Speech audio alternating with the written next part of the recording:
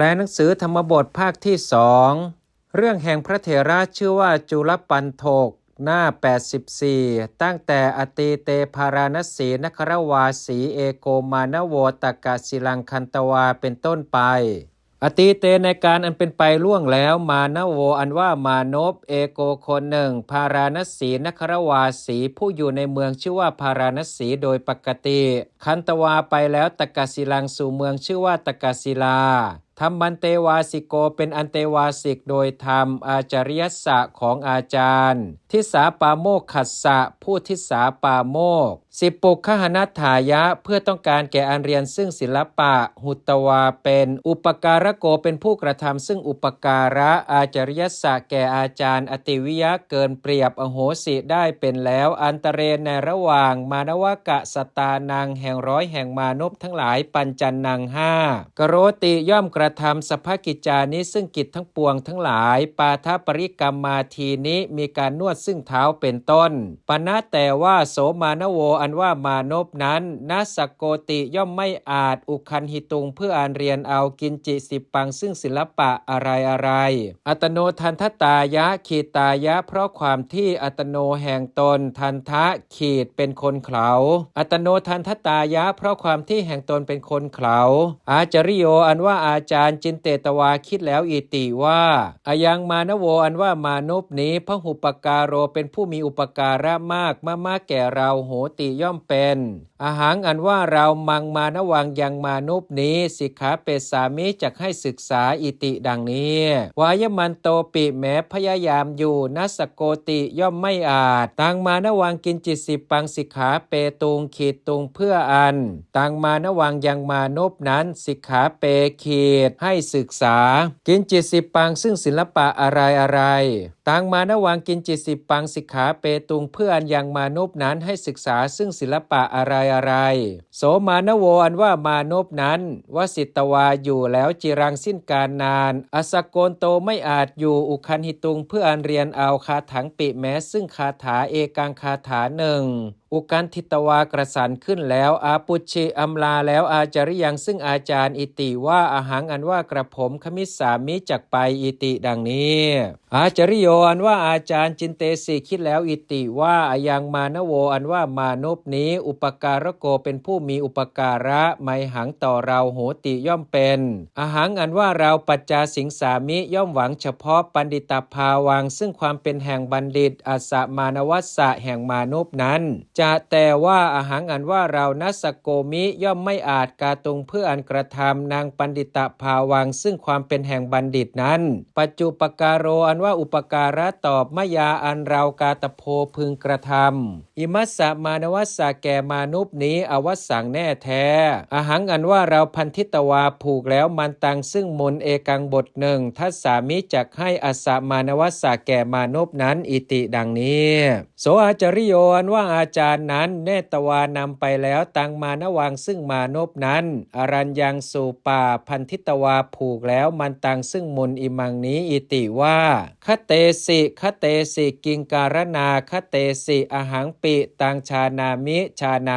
ตวังอันว่าท่านคเตสิย่อมพยายามตวังอันว่าท่านคเตสิย่อมพยายามตวังอันว่าท่านคเตสิย่อมพยายามกิงการนาเพราะเหตุไรอหังปิแม้อันว่าเราชานามิย่อมรู้ตังการนังซึ่งเหตุนั้นอหังอันว่าเราชานามิรู้อยู่อิติดังนี้มานวังยังมานพอุคันหาเป็นโตให้เรียนอยู่มันตังยังมนปริวัตตาเปตวาให้เป็นไปรอบแล้วอเนกสตคตุงสิ้นร้อยครั้งมิใช่หนึ่งปุจิตวาถามแล้วอิติว่าโสมันโตอันว่ามนนั้นปัญญายติย่อมปรากฏเตแก่เธอหรืออิติดังนี้วจเนครั้นเมื่อคำอิติว่าอามะขอรับโสมันโตอันว่ามุนนั้นปัญญายติย่อมปรากฏไมหังแก่กระผมอิติดังนี้เตนะมานเวนะอันมานพนั้นวุตเตกล่าวแล้วอาจิคิตวาบอกแล้วอิติว่าสิปังอันว่าศิลปะทันเทนะนามะวายามังกตวาปคุณังกตังอันทันเทนะนามะชื่ออันคนเขากตวากระทำแล้ววายามังซึ่งความพยายามกตังกระทำแล้วปคุณังให้เป็นของคล่องแคล่ว ทันเทนะนามะวายามังกตวาปคุนางกตังอันชื่ออันคนเขากระทำแล้วซึ่งความพยายามกระทำแล้วให้เป็นของคล่องแคล่วณปลายติย่อมไม่เลือนหายอิติดังนี้ทัตตวาให้แล้วมัคคะปริพยังซึ่งเสบียงในหนทางวัตวากล่าวแล้วอิติว่าตวังอันว่าเธอคัจฉะจงไปตวังอันว่าเธอนิสายะอาศัยแล้วมันตังซึ่งมุนอิมังนี้ชีวิตสสิจักเป็นอยู่ปณะแต่ว่าตวังอันว่าเจ้ากระยาสิพึงกระทำสัจชายังซึ่งการสาธยายนิจจังเนืองนิดอัสสะมันตัสสะอัปปลายนัตถายะอัปปลายนัตถายะเพื่อประโยชน์แก่อันไม่เลือนหายอัสสะมันตัสสะแห่งมุนนั้นอิติดังนี้อุโยเชสิส่งไปแล้วตังมานวังซึ่งมานพนั้นอัฏฐาครั้งนั้นอัสสะมานวัสสะภาราณสีสัมปตากาเลขีดกาเลในการอัสสะมานวัสสะแห่งมานพนั้นภาราณสีสัมปตะขีดถึงแล้วซึ่งเมืองพาราณสีอัสสะมานวัสสะภาราณสีสัมปตากาเลในการแห่งมานพนั้นถึงแล้วซึ่งเมืองพาราณสีมาตานว่ามารดาอากาสิได้กระทำแล้วมหาสการะสัมมานังซึ่งสการะและสัมมานะใหญ่ตุติยาด้วยความยินดีอิติว่าปุตโตอันว่าบุตรเมของเราสิกิตวาศึกษาแล้วสิปังซึ่งศิลปะอาคโตมาแล้วอิติดังนี้ตถาในการนั้นพาราณสีราชาว่าพระราชาในเมืองพาราณสีปัจเจเวกขันโตทรงพิจารณาอยู่อิติว่าโทโสอันว่าโทษโกจิอะไรกาเมสุในกรรมทั้งหลายกายกรรมมาทีสุมีกายกรรมเป็นต้นเมของเราอธิมีอยู่นุโขหรือหนอแลอิติดังนี้อทิสวาไม่ทรงเห็นแล้วกรรมังซึ่งกรรมกินจิอะไรอรุจนกังอันไม่เป็นที่พอพหฤทัยอัตโนของพระองค์จินเตตวาทรงดำริแล้วอิติว่าวัชชังนามะชื่ออันว่าโทษอัตโนของตนนะปัญญายติย่อมไม่ปรากฏอัตโนแก่ตนปัญญายติย่อมปรากฏปเรสังชนานางแก่ชนทั้งหลายเหล่าอื่นอาหังอันว่าเราปริคันหิสามิจักกำหนดปวัตติงซึ่งเหตุอันเป็นไปทั่วชนานางแห่งชนทั้งหลายนาครานางผู้อยู่ในพระนครอิติดังนี้เนคขมิตวาเสด็จออกแล้วอัญญาตกะเวเสนะด้วยเพศอันใครๆไม่รู้แล้วสายังในเวลาเย็นจินเตตวาทรงดำริแล้วอิติว่ากถาสัลลาโปนามะชื่ออันว่าการเจรจาด้วยถ้อยคำพุนชิตวานิสินนะมนุษย์สานังของมนุษย์ผู้นั่งบริโภคแล้วทั้งหลายสายมาสังซึ่งอาหารอันตนพึงกินในเวลาเย็นนานับปการโกเป็นสภาพมีประการต่างๆโหติย่อมเป็นสเจท่าว่าอาหารอันว่าเราปุคลังยังบุคคลกาเรมิให้กระทำอยู่รัชชังซึ่งความเป็นแห่งพระราชาอธรรมเมนะโดยอุบายมิใช่ธรรมไซมนุษย์สาอันว่ามนุษย์ทั้งหลายวักขันติจักกล่าวอิติว่ามายังอันว่าเราทั้งหลายปาเปนะอธรรมิกะรัญญาทันทะภริอาทีหิกัมเมหิหตาหตาเป็นผู้อธรรมิกะรัญญาอันพระราชาผู้ไม่ทรงตั้งอยู่แล้วในธรรมปาเปนะผู้ชั่วช้าหตาเบียดเบียนแล้วกัมเมหิด้วยกรรมทั้งหลายทันทะภริอาทีหิมีอาชญาและพรีเป็นต้นปาเปนะอธรรมิกะรัญญาทันทะภริอาทีหิกัมเมหิหตาเป็นผู้อันพระราชาผู้ไม่ทรงตั้งอยู่แล้วในธรรมผู้ชั่วช้าเบียดเบียนแล้วด้วยกรรมทั้งหลายมีอาชญาและพรีเป็นต้นอัมหะย่อมเป็นอิติดังนี้สเจท่าว่าอาหังอันว่าเราปุคลังยังบุคคลกาเรมิให้กระทำอยู่รัชชังซึ่งความเป็นแห่งพระราชาธรรมเมนะโดยธรรมไซมนุษย์สารว่ามนุษย์ทั้งหลายวัตวากล่าวแล้ววจนานี้ซึ่งคำทั้งหลายอาทีนี้มีคำขีดอิติว่าราชาว่าพระราชาโนของเราทั้งหลายทีคายุโกเป็นผู้พระชนมายุยืนยาวโหตุจงเป็นเถิดอิติดังนี้ขีดเป็นต้นกเทสันติจะกล่าวคุณังซึ่งคุณมะของเราอิติดังนี้วิจริเสด็จเที่ยวไปแล้วพิติอนุสาเรนะตามแนวแห่งฝาเรือนเคหานางแห่งเรือนทั้งหลายเตสังเหล่านั้นคะเนในขณะตัสมิงนั้นอุมมังคโจราอันว่าโจรผู้ขุดซึ่งอุโมงค์ทั้งหลายพินทันติย่อมทำลายอุมมังคังซึ่งอุโมงค์อันตเรในระหว่างเคหานางแห่งเรือนทั้งหลายทวินนางสองปวิสนัฏฐายะเพื่อประโยชน์แก่อันเข้าไปเคหานิสู่เรือนทั้งหลายทเว 2เอกะอุมมังเคนะโดยอุโมงค์อันเดียวเอวะนั่นเทียวราชาว่าพระราชาทิสวาทรงเห็นแล้วเตโจเรซึ่งโจรทั้งหลายเหล่านั้นอัฏฐาสีได้ประทับยืนแล้วเคหัจฉายายะที่เงาแห่งเรือนเตสังโจรานางอุมมังคังพินทิตวาเคหังปวิสิตวาพันธานางโอโลกนากาเลขีดกาเลในการโอโลกนาขีดอันเป็นที่พินทิตวาทำลายแล้วอุมมังคังซึ่งอุโมงค์ปวิสิตวาเข้าไปแล้วเคหังสู่เรือนโอโลกนาขีดตรวจดูพันธานางซึ่งพันดาทั้งหลายเตสังโจรานางแห่งโจรทั้งหลายเหล่านั้นเตสังโจรานางอุมมังคังพินทิตวาเคหังปวิสิตวาพันธานางโอโลกนากาเลในการอันเป็นที่ทำลายแล้วซึ่งอุโมงค์เข้าไปแล้วสู่เรือนตรวจดูซึ่งพันดาทั้งหลายแห่งโจรทั้งหลายเหล่านั้นมานโวอันว่ามานุปพุชิตวาตื่นแล้วชายันโตเมื่อสาธยายมันตังซึ่งมูลตังนั้นอาหากล่าวแล้วอิติว่าคเตสิกิงการนาคเตสิอหังปิตังชานามิตวังอันว่าท่านคเตสิย่อมพยายามตวังอันว่าท่านคเตสิย่อมพยายามตวังอันว่าท่านคเตสิย่อมพยายามกิงการนาเพราะเหตุไรอหังปิแม้อันว่าเราชานามิย่อมรู้ตังการนังซึ่งเหตุนั้นอหังอันว่าเราชานามิรู้อยู่อิติดังนี้เตโจรานว่าโจรทั้งหลายเหล่านั้นสุตวาฟังแล้วตังวจนังซึ่งคำนั้นวัตวากล่าวแล้วอิติว่ากิรัตได้ยินว่ามยังอันว่าเราทั้งหลายอิมินามานเวนะยาตาเป็นผู้อิมินามานเวนะอันมานุปนี้ยาตารู้แล้วอัมหะย่อมเป็นอิธานิในการนี้อยังมานโวอันว่ามานุปนี้โนยังเราทั้งหลายนาเสสติจักให้ฉิบหายอิติดังนี้ชัดเทตวาทิ้งแล้วอัตนานิวัฏวัฏฐานิปิขีดวัฏฐานิปิแม้ซึ่งผ้าอัตนาอันตนนิวัฏฐขีดนุ่งแล้วทั้งหลายอัตนานิวัฏวัฏฐานิปิแม้ซึ่งผ้าอันตนนุ่งแล้วทั้งหลายพีตากลัวแล้วปลายิงสุหนีไปแล้วสัมมุขฐาเนนะโดยที่มีหน้าพร้อมและมีหน้าพร้อมเอวะนั่นเทียวราชาว่าพระราชาทิสวาทรงเห็นแล้วเตโจเรซึ่งโจรทั้งหลายเหล่านั้นปลายันเตผู้หนีไปอยู่จะด้วยสุตวาทรงสดับแล้วสัทธังซึ่งเสียงอิตรัสสะมานวัสสะของมานุปนอกนี้สัจชายันตัสสะผู้สาธยายอยู่มันตังซึ่งมูลจะด้วยปริคันหิตวา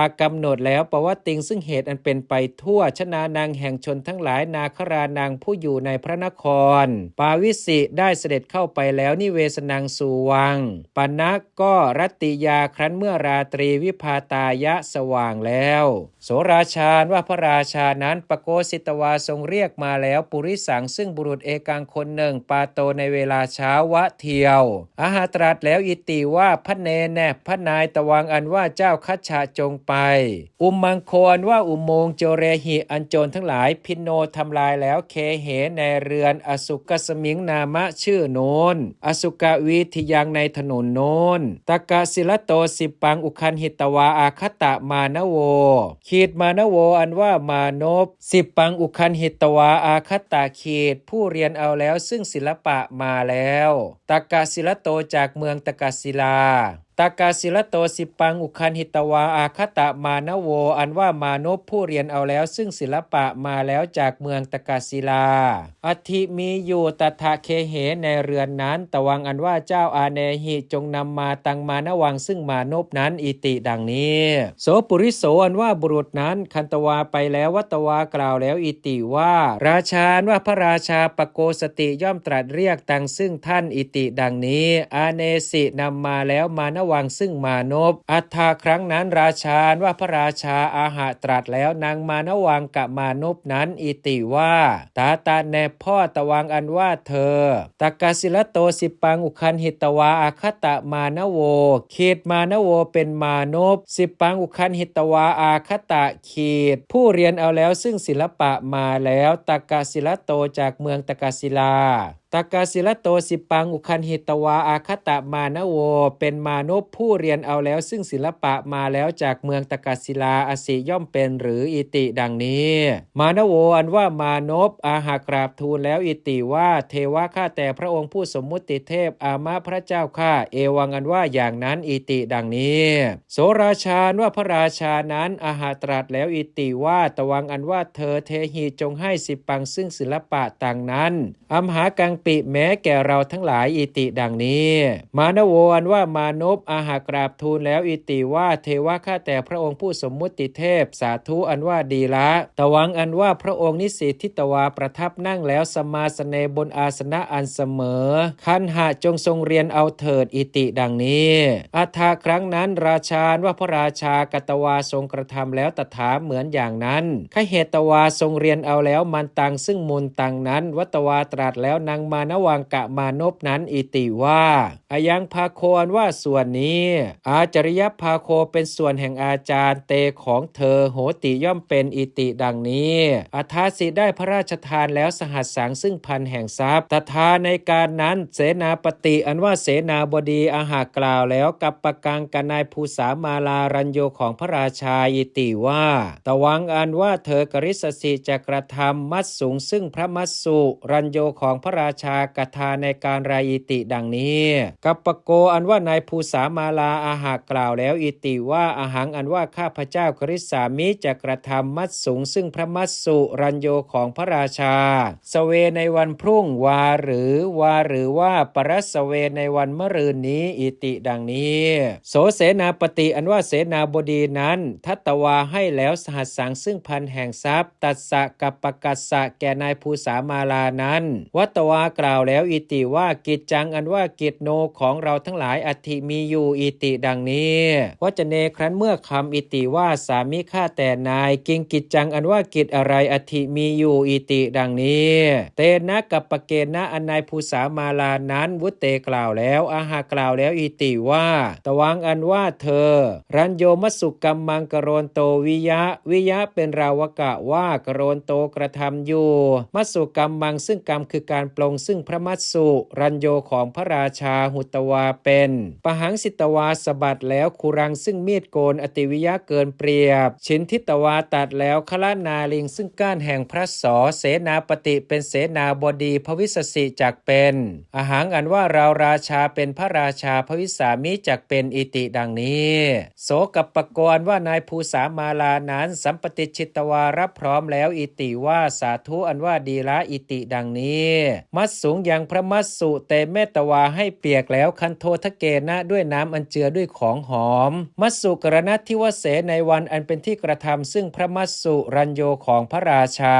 ปหังสิตวาสบัดแล้วคุรังซึ่งมีดโกนขเหตวาจับแล้วนลาตันเตบนที่สุดแห่งพระนราชจินเตตวาคิดแล้วอิติว่าคุโรอันว่ามีดโกนกุณฑาทาโรเป็นมีดโกนมีคมอันร้อยโถกังหน่อยหนึ่งกุณฑาทาโรเป็นมีดโกนมีคมอันทื่อโถกังหน่อยหนึ่งโหติย่อมเป็นมยาเอกับปหาเรนะเอวะคละนาลิงฉินทิตุงขีตุงอันว่าอันมยาอันเราฉินทิขีตาดคละนาลิงซึ่งก้านแห่งพระสอเอกับปหาเรนะโดยการประหารครั้งเดียวเอวะนั่นเทียวมยาเอกับปหาเรนะเอวะคละนาลิงฉินทิตุงอันว่าอันเราตัดซึ่งก้านแห่งพระสอโดยการประหารครั้งเดียวนั่นเทียววัตติย่อมควรอิติดังนี้ทัตวายืนอยู่แล้วเอกมันตังหน้าที่สุดส่วนข้างหนึ่งปหังสิสบัดแล้วคูรังซึ่งมีดโกนปูนาอีกคะแนในขณะตัดสมิงนั้นราชาว่าพระราชา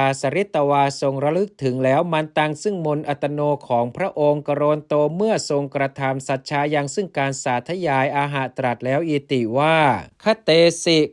สิกิงการนาคเตสิอหังปิตังชานามิตวังอันว่าท่านคเตสิย่อมพยายามตวังอันว่าท่านคเตสิย่อมพยายามตวังอันว่าท่านคเตสิย่อมพยายามกิงการ นาเพราะเหตุไรอหังปิแม้อันว่าเราชานามิย่อมรู้ตังการนังซึ่งเหตุนั้นอหังอันว่าเราชานามิรู้อยู่อิติดังนี้เสทานว่าเหงื่อทั้งหลายมูลจริงสุไหลออกแล้วนลาตโตจากหน้าผากนหาปิตัสสะของนายภูสามาลา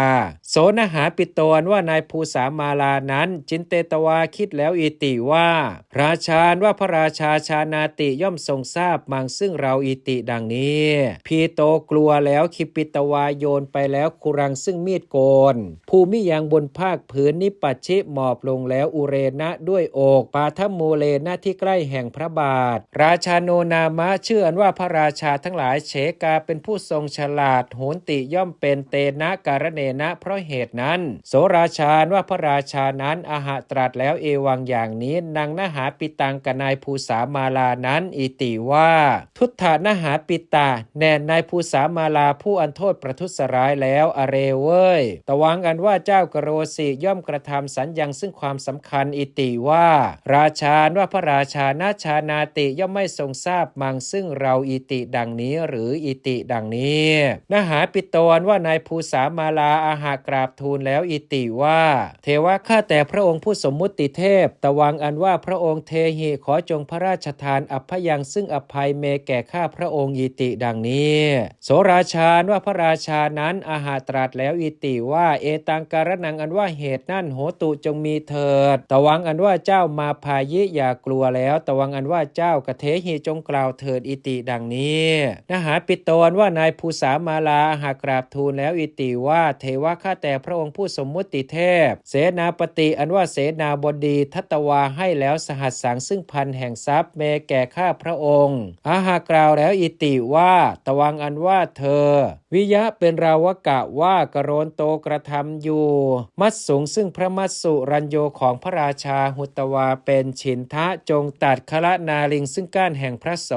ตัสมิงรัญเยครั้นเมื่อพระราชานั้นมะเตสวรรคตแล้วอาหังอันว่าเราราชาเป็นพระราชาหุตวาเป็นกริสามิจะกระทำตังซึ่งเธอเสนาปติงให้เป็นเสนาบดีอิติดังนี้อิติดังนี้ราชาว่าพระราชาสุตวาทรงสดับแล้วตังวจนังซึ่งคำนั้นจินเตตวาทรงดำริแล้วอิติว่าชีวิตตังอันว่าชีวิตเมอันเราลัดทางได้แล้วนิสายะเพราะอาศัยอาจาริยังซึ่งอาจารย์อิติดังนี้ปุคลังยังบุคคลปโกษาเปตวาทรงให้เรียกมาแล้วเสนาปติงซึ่งเสนาบดีวัตวาตรัสแล้วอิติว่าเสนาปติดูก่อนเสนาบดีอัมโพผู้เจริญกิงวัตถุนามะชื่ออันว่าวัตถุอะไรตยาอันท่านณลัดทางไม่ได้แล้วสันติกาจากสำนักมะมะของเราอิธานิในการนี้อาหังอันว่าเรานาสโกมิย่อมไม่อาจทัดถุงเพื่ออันเห็นต่างซึ่งท่านตวังอันว่าท่านนิคมะจงออกไปรัฐาจากแว่นแคว้นมะมะของเราอิติดังนี้ปุคลังยังบุคคลปภาเชตวาทรงให้เนรเทศแล้วตังเสนาปติงซึ่งเสนาบดีนั้นรัฐาจากแว่นแคว้นปุคลังยังบุคคลปโกษาเปตวาทรงให้เรียกมาแล้วอาจาริยังซึ่งอาจารย์วัตวาตรัสแล้วอิติว่าอาจาริยะข้าแต่อาจารย์ชีวิตตังอันว่าชีวิตมยาอันข้าพระเจ้าลัดทางได้แล้วนิสายะเพราะอาศัยตังซึ่งท่านอิติดังนี้กริตวาทรงกระทำแล้วสักการังซึ่งสักการะมหันตังอันใหญ่อทาสิได้พระราชทานแล้วเสนาปฏิฐานังซึ่งตำแหน่งแห่งเสนาบดีตัสสะอาจาริยสะแก่อาจารย์นั้นโสมานโวอันว่ามานพนั้นตถาในการนั้นจุลปันทโกเป็นจุลปันทกอโหสิได้เป็นแล้วเอตระหิในการนี้สถานว่าพระศาสดาทิสาปาโมกขาจริโยเป็นอาจารย์ผู้ทิสาปาโมกอโหสิได้เป็นแล้วตถาในการนั้นอิติดังนี้สถานว่าพระศาสดาอาหาริตวาครั้นทรงนำมาแล้วอติตังซึ่งเรื่องอันเป็นไปล่วงแล้วอิมังนี้วัตวาตรัสแล้วอิติว่าภิกขเวดูก่อนภิกษุทั้งหลายปุเพปิแม้ในการก่อนจุลปันทโกอันว่าจุลปันโทกทันโทเป็นคนเขลาวะเทียวอโหสิได้เป็นแล้วเอวังอย่างนี้ตถาปิแม้อย่างนั้นอาหังอันว่าเราอวัสโยเป็นที่พึ่งอัสสะจุลปันทกัสสะของจุลปันโทกนั้นหุตวาเป็นตังจุลปันทกังยังจุลปันโทกนั้นปฏิฐาเปสิงให้ตั้งอยู่เฉพาะแล้วโลกิยะกุตุมเพในขุมทรัพย์อันเป็นโลกิยะอิติดังนี้เอกทิวสังในวันหนึ่งปุณะอีกกถายะครั้นเมื่อวาจาเป็นเครื่องกล่าวอิติว่าอโหโอสถาอันว่าพระศาสดาอวั สโยเป็นที่พึ่งจุลปันถกัสสะของจุลปันถกชาโตเกิดแล้วอิติดังนี้สมุทิตายะตั้งขึ้นพร้อมแล้วกเทตวาตรัสแล้วอติตวัตถุงซึ่งเรื่องอันเป็นไปล่วงแล้วจุลกะเศรษฐิชาตะเกในจุลกะเศรษฐิชาดกวัตวาตรัสแล้วคาถังซึ่งพระคาถาอิติว่าเมธาวีอันว่าบุคคลผู้มีปัญญาวิจักขโนผู้เห็นแจ้งโดยปกติอัตตานางยังตนสมุทฐาเปติย่อมให้ตั้งขึ้นพร้อมปาพเตนะด้วยทรัพย์อันเป็นต้นทุนอปเกณปิแม้น้อยอนุงอคิงสันทมังปุคโลอีวะเพียงดังปุคโลอันว่าบุคคลสันทมังผู้ก่ออยู่อคิงซึ่งไฟอนุงอันน้อยอนุงอคิงสันทมังปุคโลอีวะเพียงดังอันว่าบุคคลผู้ก่ออยู่ซึ่งไฟอันน้อยอิติดังนี้วัตวาตรัสแล้วอิติว่าภิกขเวดูก่อนภิกษุทั้งหลายอาหารอันว่าเราอวัสโยเป็นที่พึ่งอิมัสสะจุลปันถกัสสะของจุลปันถกนี้ชาโตเป็นผู้เกิดแล้วอัมหิย่อมเป็นอิธานิในการนี้เอวะนั่นเทียวนะหามิได้ปุเพปิแม้ในการก่อนอาหารอันว่าเราอวัสโยเป็นที่พึ่งอโหสิงได้เป็นแล้วเอวะนั่นเทียวปณะอันหนึ่งอาหารอันว่าเราอากาสิงได้กระทำแล้วอิมังจุลปันถกังซึ่งจุลปันถกนี้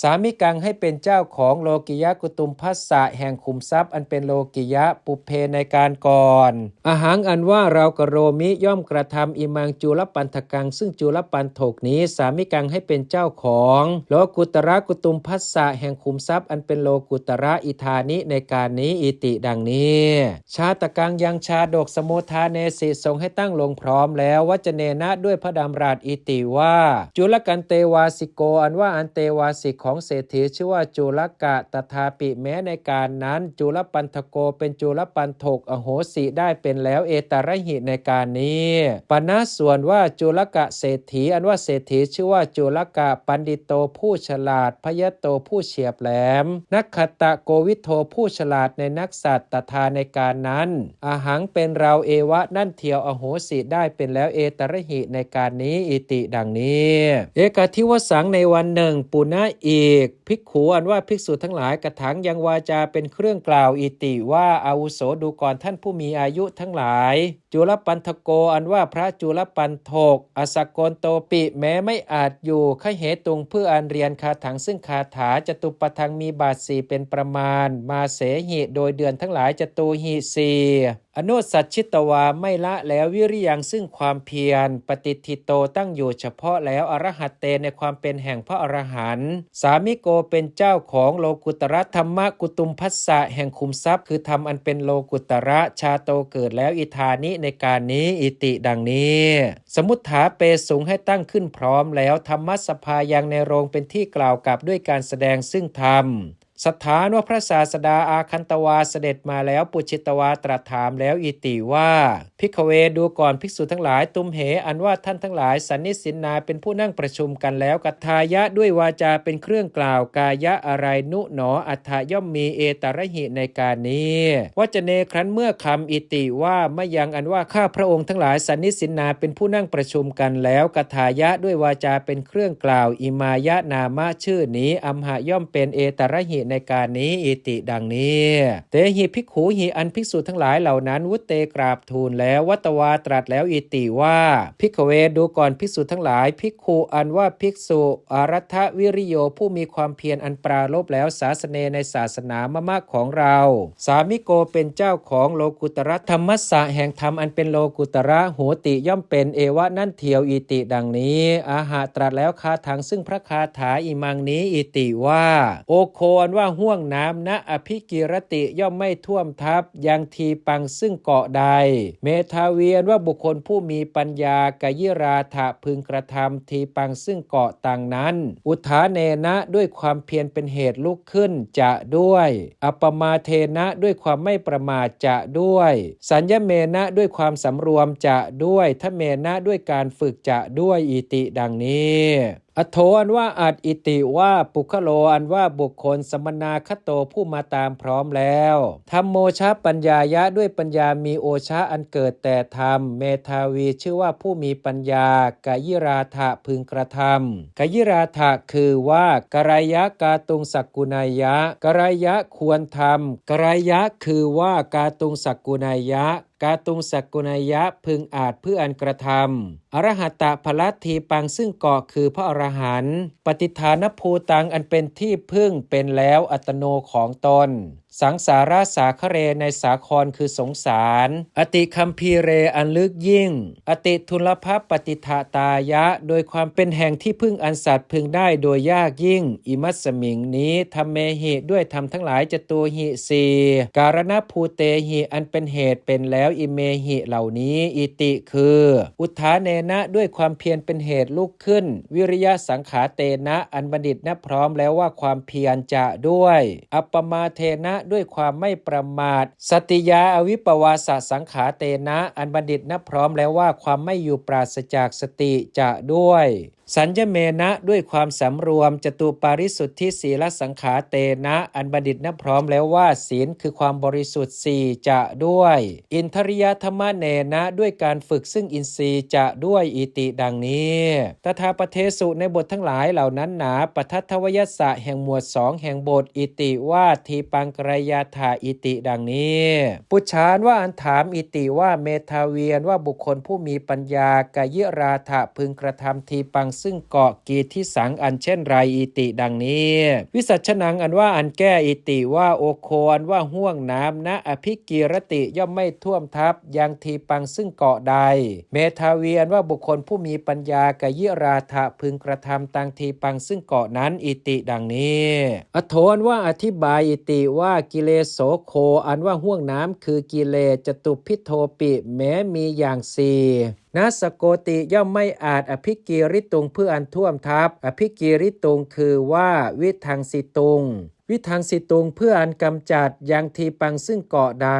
เมทาเวียนว่าบุคคลผู้มีปัญญากายิราถะพึงกระทำตังทีปังซึ่งเกาะนั้นหิจึงอยู่อรหัตตังอันว่าความเป็นแห่งพระอรหันต์โอเคนะอันโอคะนาสกาไม่อาจวิกิริตุงเพื่ออันท่วมทับอิติดังนี้บัณฑิตเตนะอันบัณฑิตเวทิตโพพึงทราบคาถาวสาเนในการเป็นที่สุดลงแห่งพระคาถาพหูชนานว่าชนทั้งหลายมากอริยปุคลาเป็นพระอริยบุคคลโสตาปนาทโยมีพระโสดาบันเป็นต้นอเหสูงได้เป็นแล้วเทศนานว่าเทศนาสาธิกาเป็นเทศนาเป็นไปกับด้วยวาจามีประโยชน์ชาตาเกิดแล้วสัมปตะปริสายะแก่บริษัทพูดถึงพร้อมแล้วเอวังอย่างนี้อิติดังนี้แลจุลปันธกัตเถรวัตถุอันว่าเรื่องแห่งพระเถระชื่อว่าจุลปันโถกนิธิตังจบแล้ว